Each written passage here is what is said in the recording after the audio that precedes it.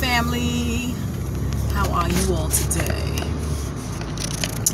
How am I? Well, honestly, I'm feeling a little exasperated today. It's not easy going back and forth every day and remembering what to bring for his comfort and stuff like that. And it's so funny because I sat in the car and said, Lord, give me strength. And he always does. And I just want to share with you all how quickly he decided to cheer me up. As I was trying to back out to get going, somebody was circling around the apartment complex. And I got an attitude, be honest with y'all. Because we always have our little mood swings and our little dips sometimes. And I'm like, come on, hurry up, because I want to just get going. So the person passed by, and we both decided to stop at our mailbox. So I got out first, and it was a woman that's a little older than I am. She got out, and she was so pleasant. How do you get upset with somebody that's so pleasant? How do you stay upset when somebody greets you in such a pleasant way? And I'm telling you, she told me to have a great day, and that just made me feel better. And that's what I was talking about yesterday, how we mean so much to each other, and that the little things we do matter so much to somebody else. Because we don't always feel upbeat. For the most part, I do, but I'm a human being, made of flesh, like everybody else. So sometimes you get frustrated and tired. And that's how I feel today. I feel a little frustrated and tired. But this too shall pass. Remember to do something nice for somebody. It comes back around to you. Whatever you put out, it comes back.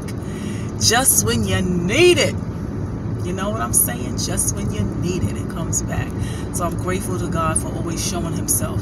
Years ago, I was 20. Sometimes I forget. I think I was about 26. It was either 26 or 27. And I was going through anxiety. I don't know what happened. I was always upbeat, happy-go-lucky, laughing, always in a good mood for the most part. I really was. And I had gone through some stuff. I lost my mother. My marriage had broken up very early. I was a single mom. But I always managed to have a smile on my face and just enjoy life. I enjoyed my family. I enjoyed my daughters. I just managed to always enjoy my life. But all of a sudden, something happened and I was down, literally down. I'm like, what is wrong with me? I was so fearful. I kept imagining people dying. I'm like, where is this coming from? I was looking at the television and I was looking at Fresh Prince of Bel-Air back then. And I remember looking at them and wondering how they're going to die. Like, why are these horrid thoughts in my brain? I mean, overtaking my thought process. Everything I thought about was death and fear. And I couldn't understand it. I'm like, what is going on with me? Even when I sent my daughters off to school, I was afraid for them. I had heard a little girl had choked in school on a hot dog or something like that. And man, my anxiety rose to some high levels. It was insane. I was like, oh my God, what if they choke? I mean, to always be in a state of panic is horrible. I had never experienced anything like that until then. And then it seemed like it was sudden. It seemed like I woke up one day and it was just there. It wasn't something that I eased into. It was weird. It just came. And a lot of times we be thinking that Satan is the cause of all the things that occur. But we serve a mighty God who knows what we need for us to get his attention, for him to get our attention. So I'll elaborate on that another time. I want to get back to the story. I'm going to elaborate on the full story another time, but I brought it up because I wanted to make a point of, I asked the Father in the midst of all that chaos I was experiencing. I mean, I was thinking that people were going to kill me. People were on the roof trying to shoot me. I was afraid to cross the street. I thought I was going to get hit by a car. It was bad. It was really bad. And so I remember taking the children to school And I came home and I love the sky. And I know he's out there, up there. So I went to the sky and I just looked and I said, Father, if you're real, show me, because I'm not feeling you right now. I mean, I bawled and cried like a baby that day. Nasty, ugly cry. Nasty nose, everything. Because when I left the window, I got on my knees at my bedside and I just poured it all out. And it was a relief because I know he was listening. I knew he was listening. But the question I posed at that time was, if you're real, show me. When I tell y'all, he has not stopped showing me ever since, because he heard the humble cry of his daughter. I meant that. I felt that with my whole entire being. I'm like, where you at, Daddy? Lord help me, where you at? Because I was in a bad state. And I know somebody is going through that right now. Cry out to the Lord. He is listening. And it may not be the way you want him to come, but he's listening. And things don't stop overnight. It felt like that anxiety came overnight, but it didn't go away overnight. It was once I cried out, I felt at that moment a warmth cover me, like something was comforting me, and it was the Holy Spirit. I know a lot of you don't believe in that, but trust and believe. I felt it, so nobody can tell me what I experienced. We all have our different experiences. I felt the presence of the Holy Spirit just cover me, and I cried and cried till I couldn't cry no more.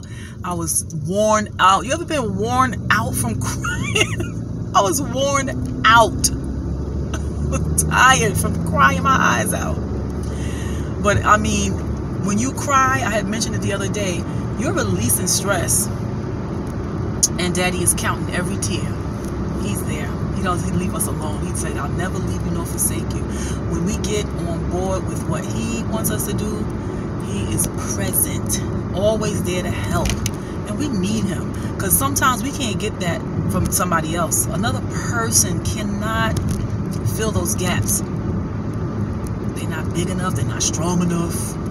They're not omniscient enough to fulfill that need, that emptiness, that void. People can't do that for you. And I think that's why a lot of us have so many failed relationships, because we keep looking for a person to be our superhero, and it don't work that way. It doesn't work that way. We need our maker.